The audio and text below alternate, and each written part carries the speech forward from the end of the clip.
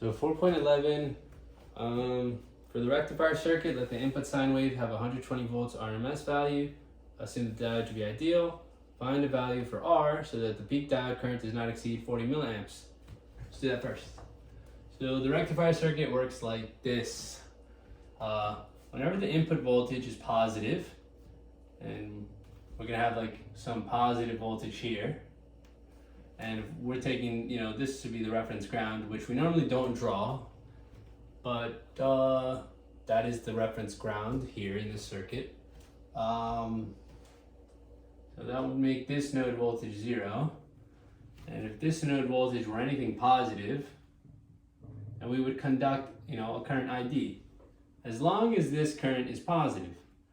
Now, if this current became negative, that would suggest that a current's flowing through the diode in that direction, which is not possible.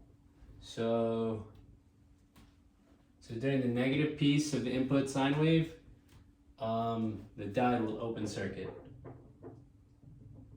Okay, so when it's open circuited, no current flows.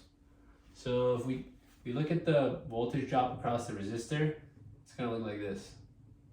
All of the input, flat. All of the input, flat.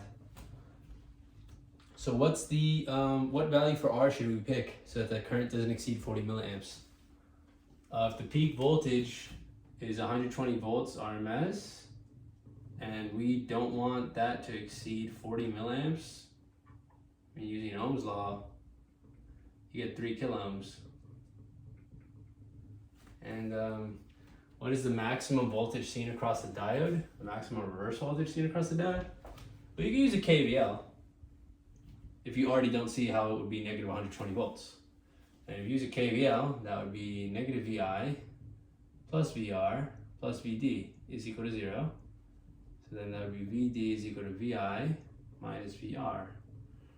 So if you have VI and you subtract VR, then you're left with only this negative bit. And that peak is negative 120 volts RMS. There you go.